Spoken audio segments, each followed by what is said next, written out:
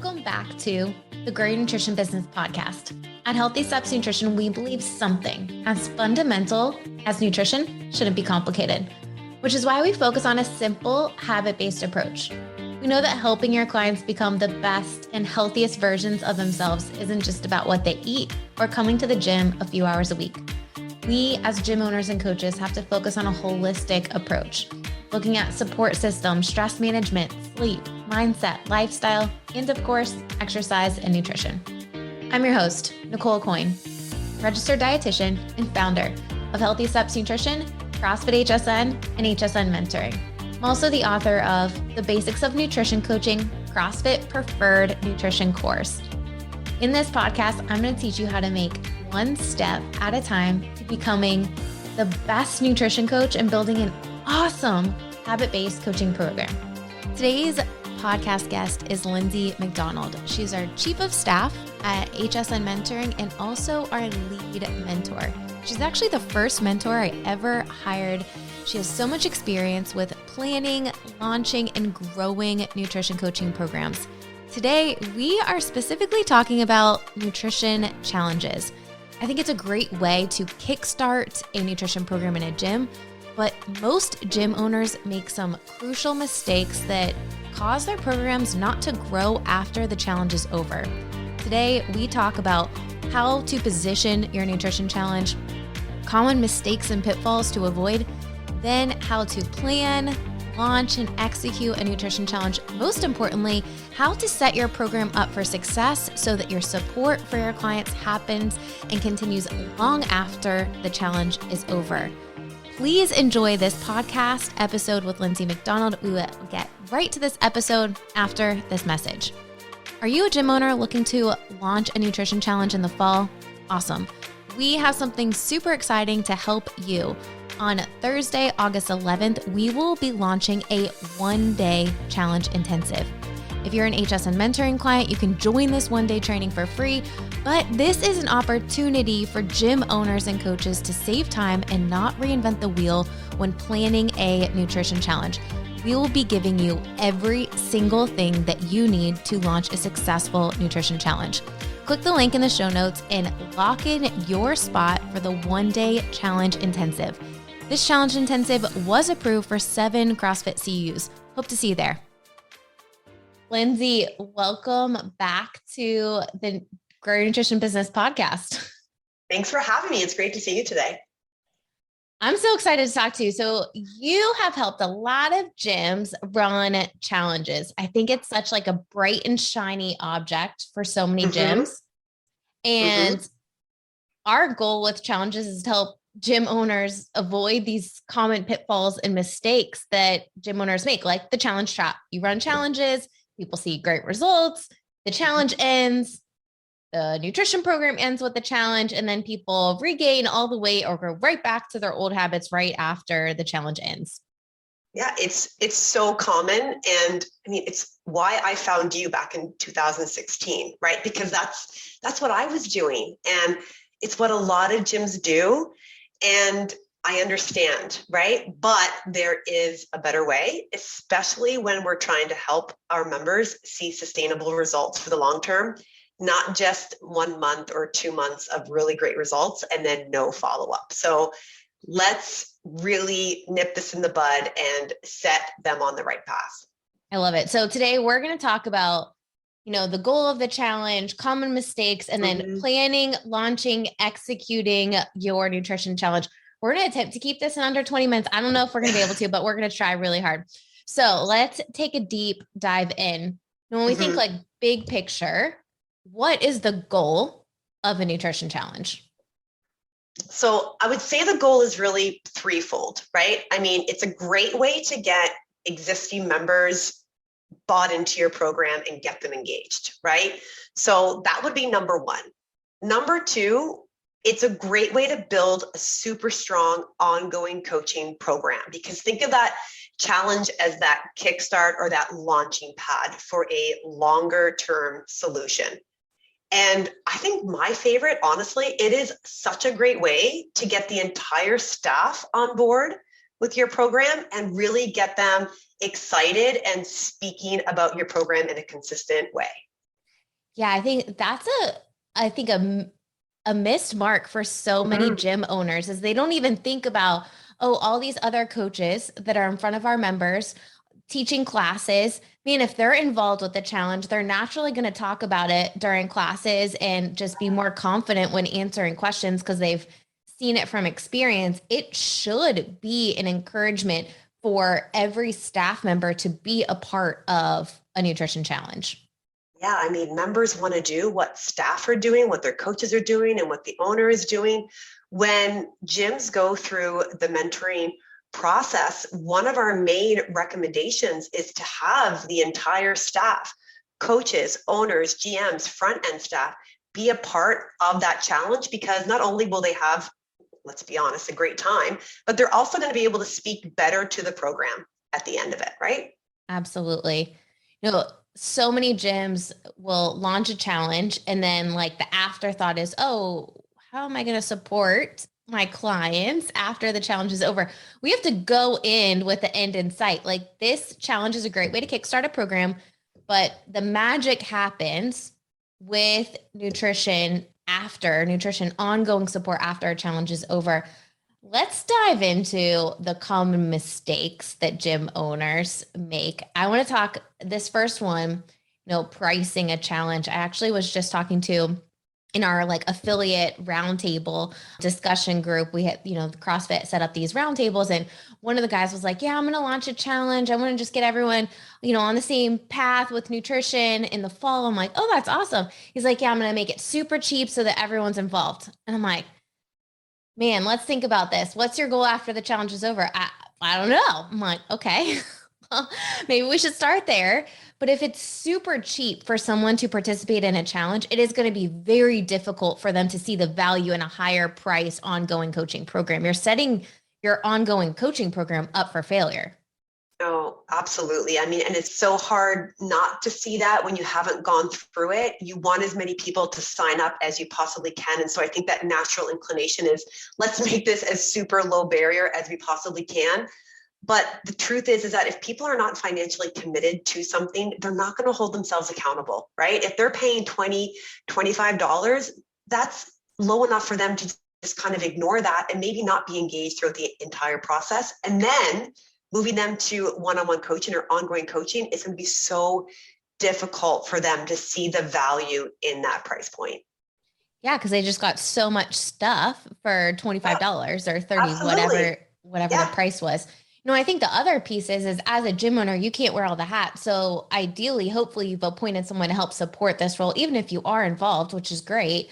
You have to be able to pay that coach. And if you're not charging enough, this challenge is gonna end up costing you money because you have to pay someone to help support, or you don't pay them.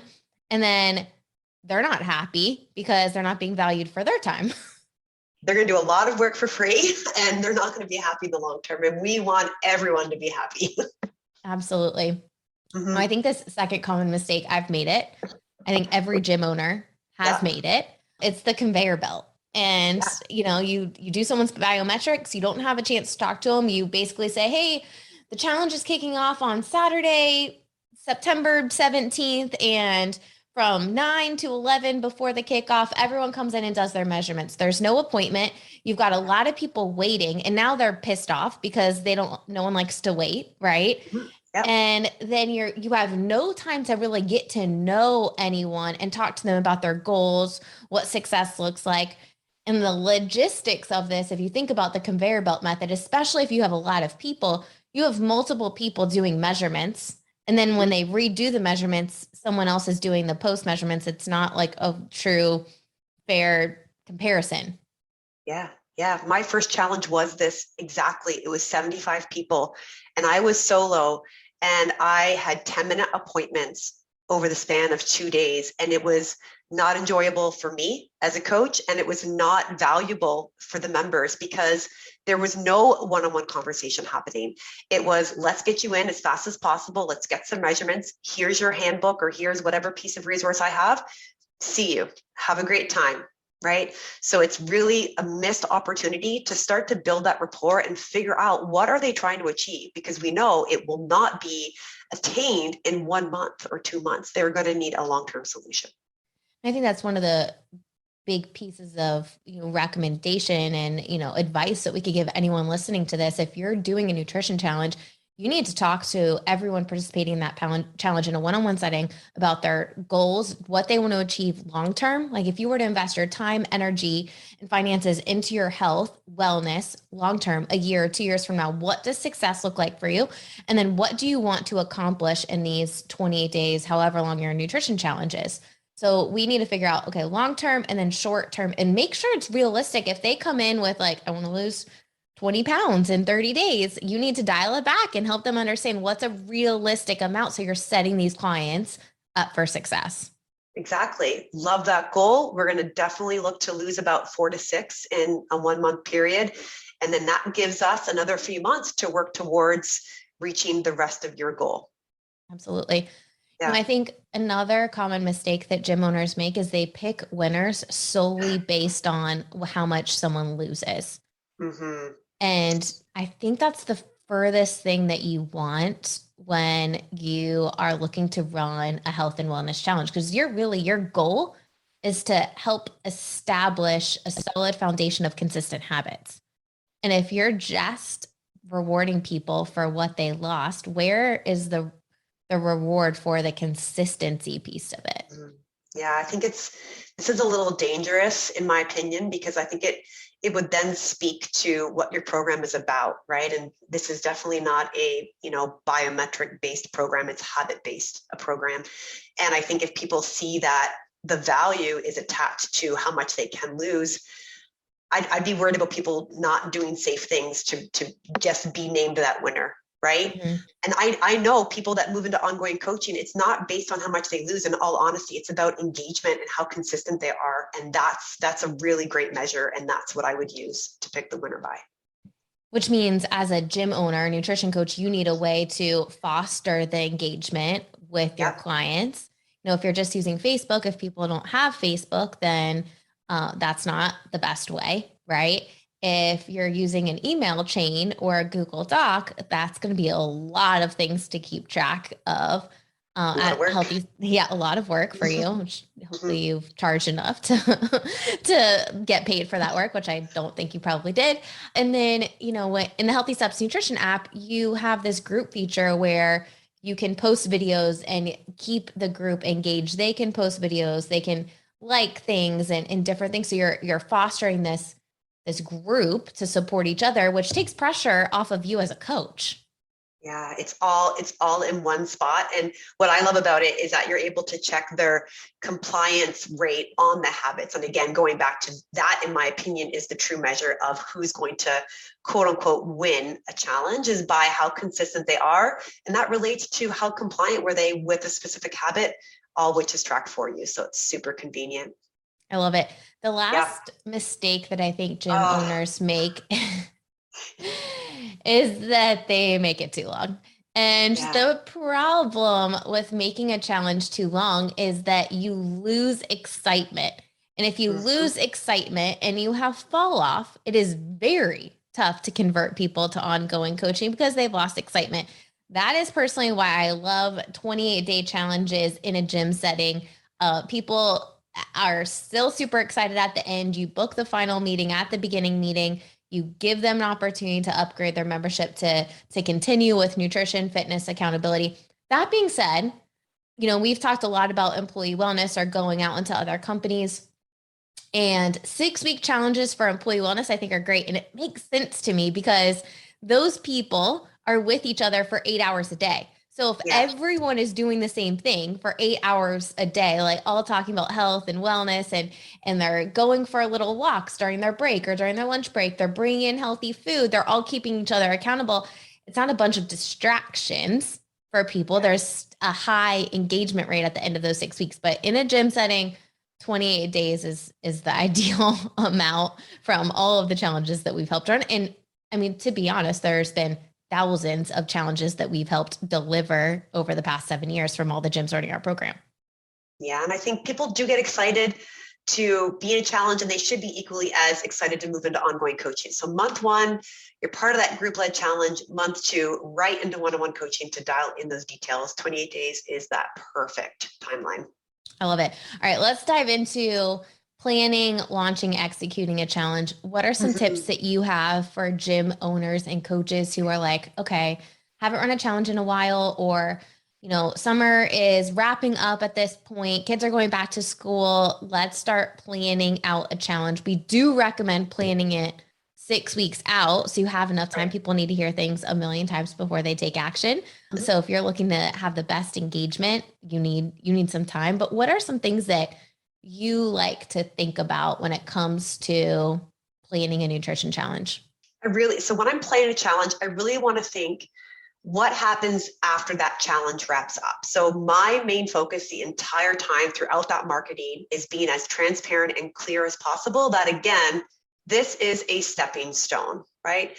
When somebody comes into a gym, we'll say CrossFit gym, and they do an on-ramp program, my goal is for them not to do the on-ramp and say, that was awesome, see you later. My goal is for them to have the skills and now have like the foundation that propels them into group-led coaching, right? Yep. So same thing with the challenge. So from day one, my focus in planning is to be as clear in my marketing that this is a stepping stone. We're going to do our challenge and then move you into ongoing coaching after that. For sure.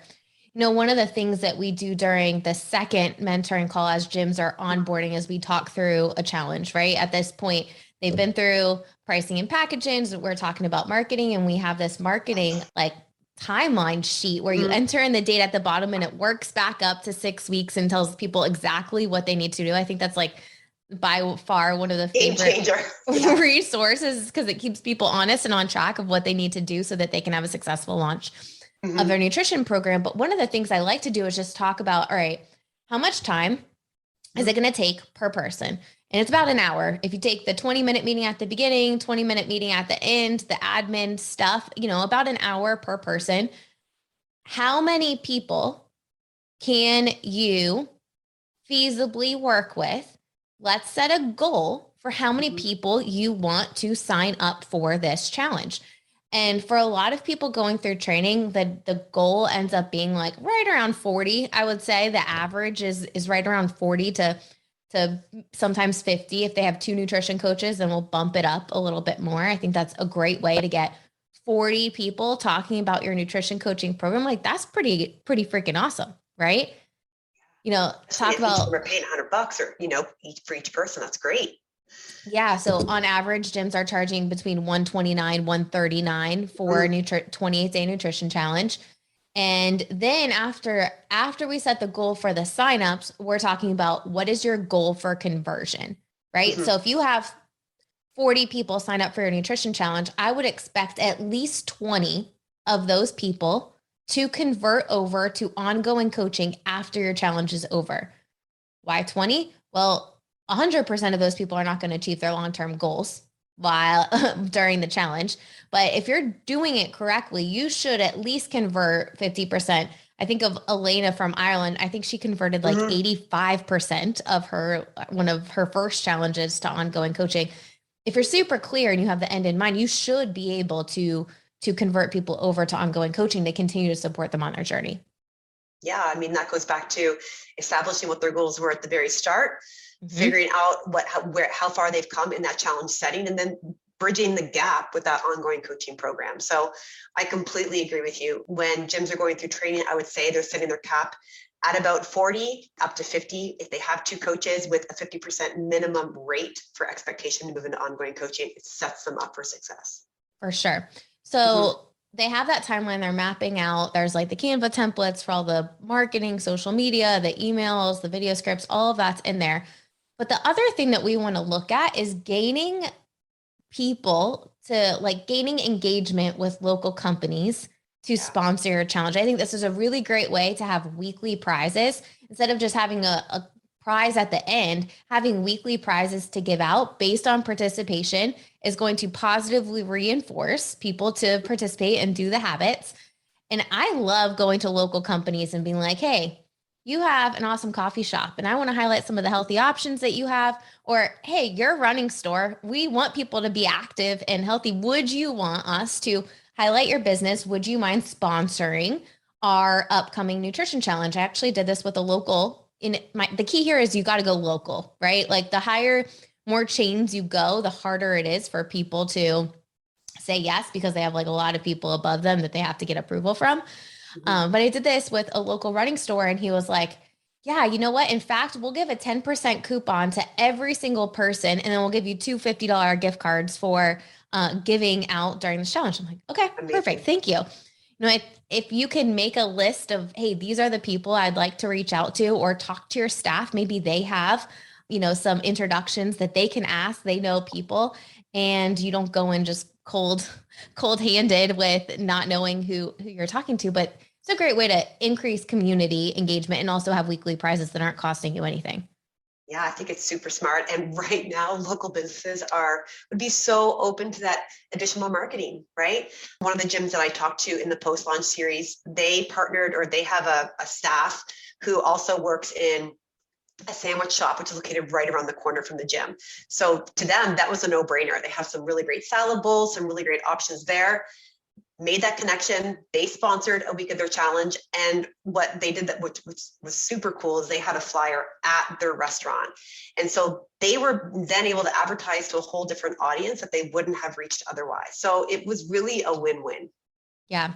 I know CrossFit Be Someone, Josh's team, they ended up getting over $700 worth of prizes donated for their upcoming challenge, which is really cool. And again, a fun way to keep people engaged and retained. If you're an HSN client, or you've done the Nutrition Challenge Intensive, which is the reason why this planner exists, to be honest, because we did that challenge intensive last year twice, and we made it for that. And we're like, man, this is so cool. We got to give it to the mentoring clients because this is a game changer.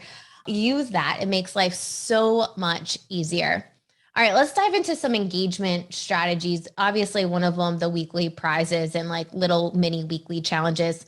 I'm thinking of Liz ran an employee wellness challenge, and she did a really good job like doing other stuff that helped her weekly challenges. Were like, hey, what else do you do for activity to stay active? Or what's something that no one else knows? And just getting everyone engaged and talking to each other, which was really awesome, in addition to continuing with the healthy habits that they were working on each day. Yeah, and even just like asking them questions or showing them in the app things that she was doing personally to really lead by example, you know, taking one of the recipes they have access to and doing like a quick video and posting that in the group. And I think anything that you do in there to really stir up that engagement is so valuable, because that is what people need and that's what people want, right? They want that accountability, they want that engagement, they want that community support. Absolutely. You know, when you think about the delivery of your nutrition challenge, so many people try to change too much at one time, and it ends up leaving people really overwhelmed. You give them meal plans or macros, and they feel like they have to follow that to be successful. And you can help people so much more by keeping it super simple. You know, at Healthy Steps Nutrition, we focus on one nutrition habit per week. It might be the first week adding in vegetables for lunch and dinner. Second week, adding in protein. Third week, drinking at least, 60 ounces of water, drinking water with every meal, like keeping it so simple. And then doing other things like a stress management or mindset, could be positive affirmations, daily activity, moving for 30 minutes per day. And then also sleep. Most people do not connect the little amount that they sleep with the quality of their health and their life, and really them ultimately reaching their goals or not reaching their goals. Yeah, and people don't look at the holistic framework, right? They look at, what am I eating? And they just keep that in mind. And there's so many other factors at bay. And you can be eating really well and you can be moving. But if the other pieces aren't there as well, then you may not be seeing the success that you're hoping for. And that's the role of the coach, to really identify what those are and to really help support you through that. Absolutely. So, planning your challenge, you really got to think about, all right, what are people going to be doing during this challenge? I think of other challenges like 75 hard, where you're changing all of these things. It's like a laundry list of stuff to do. It's too much for people. And if you want to help them continue with you after the challenge is over, it has to be so simple. And realistic. Yeah. One thing at a time. One of the things that we didn't talk about yet is like launching the nutrition challenge. So, when we go through that challenge training timeline, we talk about, all right, what's your challenge start date? All right. And then typically the Saturday before you're doing a kickoff seminar, that is your pep rally, right? Like that is the time for you to get everyone excited, keep it simple. One of the biggest recommendations I could give for HSN clients is make sure everyone is actually in the app during that kickoff seminar. It is very tough to teach an old dog new tricks. And if you want to individually have 50 conversations with people after the challenge is over to get them engaged in the app, it is going to suck so much time from you versus everyone is excited during the pep rally. Everyone is in the app. They're taking a selfie. They're marking off a habit. They're watching a video. They can see everything that you want them to do every day after the kickoff seminar. Like make your life easier and get them in the app before the kickoff seminar. Learn from our mistakes. Absolutely. You do not want to be wasting time of your actual challenge, then trying to get somebody into the app and learning how to stay engaged with it. And you said something really important there. Make sure that they're there in person, right? It's hard to describe that energy that you get at this 1 hour event. Everybody's there. Everyone's there for the same reason, to improve health and wellness, to really work on some really awesome habits. And if you do it virtually, which I know maybe it may have to happen like for some, but ideally we're there in person and feeding off everybody's energy. It is incredible. Absolutely. I always do a shortened kickoff, like a recording, just in case people cannot make it live, then they can watch the recording after, but I don't advertise that because I really do want everyone to make it in person.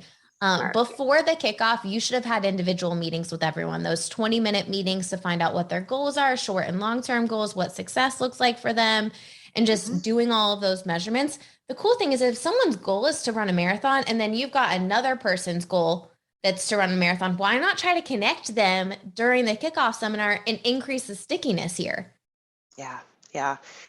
People love to have that support. And I think at the end of the challenge, moving to ongoing coaching, it's like, are you moving on? Yeah, I'm moving on, right? And they want that support to stay. Absolutely. All right. So we nailed down planning, launch, engagement during the challenge. I think the biggest thing now is the wrap up. Okay. So you've done the initial meetings, the initial meeting, you book the final meeting. That is key. People who don't do that end up not having everyone come in for the ending meeting, which is a mistake and a problem that you can easily avoid by having everyone book their ending a meeting appointment during the initial meeting. And then you're talking to them about where they're at, how far they've come to reach their short and long-term goals, and how long they can expect to work with you to reach their long-term goals and what it looks like. So we just have an option to upgrade. And if you don't upgrade them during that time, it is exponentially more difficult to upgrade them after. It is, absolutely. But in the event of that, you do want to make sure that you have a follow-up meeting with that individual, because some people do need a little bit of time to figure that out, right? I saw such great success. And I think the most common thing I hear is, I can't believe how awesome I feel. That was amazing. And I think I want to try it on my own. And sometimes those people need to see that what they were missing the whole time is having that person in their corner. So if they do not immediately upgrade, that's fine. You book them in for an appointment about 6 weeks after, I would say, and typically that's enough time for them to see that they've truly valued having that accountability person behind them. Absolutely. And it could be something as easy as a quick check-in call. Hey, just want to touch base with you to see, and just getting that on the books as well.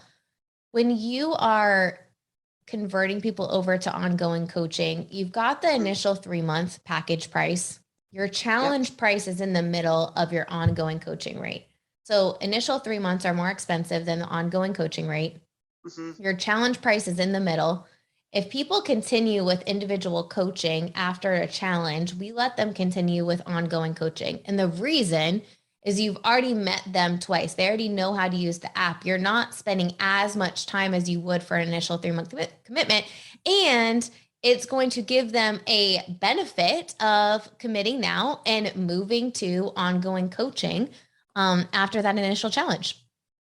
Yeah, it really comes down to how much time you need to spend with that individual. So it just makes sense. And this is something I'm so transparent about with pre-existing members. So going back to the goal of a challenge, who is this for? This is why for pre-existing members, it's such a great option for them that instead of signing up for that 3-month commitment in phase 1, they go with the challenge first and move directly into ongoing coaching. All right, I want to talk about one thing because some gyms are like, I haven't run a challenge in forever. And other Right. gyms are on the opposite side of that spectrum of, I run challenges every other month. What do you have to say to them? Say either is fine. I think what's really important is that you don't want to run too many challenges. You definitely want to make it more of a rare or exclusive event. I believe HSN HQ does the 1 challenge per year. Most gyms max 2 challenges per year because I think you missed the mark on the purpose of the challenge if they're hosted any more frequently than that. Agree. So, yeah. If you think about timing, typically mid-January to early February is a good time. Like, let people who are super excited about weight loss, which most people have a health and wellness, either activity, weight loss, something related to health, New Year's resolution, let them try it on their own. Let them see it's very tough to do it on your own and be consistent and then come to you. So end of January, February is typically that good time, and then the fall. So when we talk about the fall, it really is different between where you live. Like, your kids start school a lot later than we do here in South Florida. So we could start a challenge a little bit earlier. Our kids start school back the 2nd week of August. So we can, your guys still have another month. You guys still have another month of summer at that point. So what you wouldn't want to do is I wouldn't recommend running a challenge in the middle of the summer because people are traveling and it's just tough to get them to stay on track. Like, you want to make it so easy for people to stay on track, see good results so that they have a fantastic experience and want to continue working with you after the challenge is over.